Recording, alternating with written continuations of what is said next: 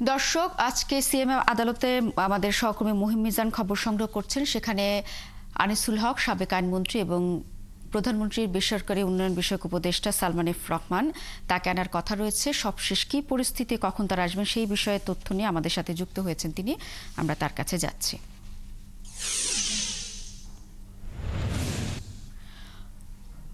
মহিম, এর আগেও আমরা দেখেছি যে তাদেরকে কয়েক দফা আদালতে আনা হয়েছে, রিমান্ডে চাওয়া হয়েছে। আজকে মূলত কোন মামলায় তাদেরকে আনা হতে পারে এবং রিমান্ড চাওয়া হতে পারে কিনা, সবশেষ কি তথ্য আছে আপনার কাছে?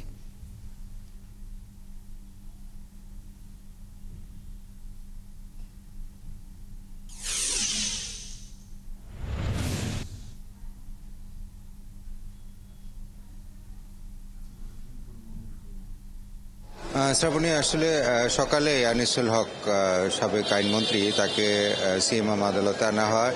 আসলে রাজধানীতে অনেকগুলো মামলা রয়েছে, বিশেষ করে বাড্ডা থানায় এবং আপনার যাত্রাবাড়ি থানার বেশ কয়েকটি মামলা রয়েছে সাবেক পতিত সরকারের সাবেক মন্ত্রী এবং এমপিদের বিরুদ্ধে। তো আজকে বাড্ডা থানায় একটি হত্যা মামলায় সাবেক আইনমন্ত্রী আনিসুল হককে এজলাসে তোলা হয় এবং এজলাসে তোলার পর তাকে হত্যা মামলায় গ্রেপ্তার দেখিয়ে এখন আবার যে এখানে সিএমএম আদালতে যে কারখানা সেখানে নিয়ে আসা এবং সালমান এফ রহমানেরও আসবার কথা, তাকে আরেকটি মামলার গ্রেপ্তার দেখানোর কথা এবং রিমান্ড চাওয়ার কথা রয়েছে। তাছাড়া আপনি জানেন যে গতকালকে রাতে রাজশাহীর বাগমারা এলাকার যে সাবেক সংসদ সদস্য আবুল কালাম আজাদ, তাকে মিরপুর থেকে গ্রেপ্তার করে র্যাব এবং তাকে গ্রেপ্তার করা হয়েছে মূলত আসলে বৈষম্য বিরোধী ছাত্র আন্দোলনের সময় সে বাগমারাতে ছাত্র জনতার উপর হামলা করবার জন্য নির্দেশনা দেয় এবং নিজে থেকে এই দিক নির্দেশনা দিয়ে সেখানে ছাত্র এবং জনতার উপর হামলা করবার জন্য সে উদ্বুদ্ধ করে সেখানকার আওয়ামী লীগ এবং স্থানীয় ছাত্রলীগ যুবলীগ নেতাকর্মীদের। সেই অভিযোগে তাকে র্যাব গতকালকে মিরপুর এলাকা থেকে গ্রেপ্তার করে এবং তাকে আজকে আসলে ঢাকায় কোনো গ্রেপ্তার দেখানো হবে কিনা সেই বিষয়টি এখনো নিশ্চিত নয়। কারণ হচ্ছে যে তাদের প্রভাব এবং তাদের উস্কানিতে আসলে সারা দেশে এই ছাত্র জনতার উপর জুলাই মাস এবং আগস্ট মাসের 5 তারিখ পর্যন্ত নানা ধরনের হামলা, গুলিবর্ষণ এবং হত্যাকাণ্ডের ঘটনা ঘটে।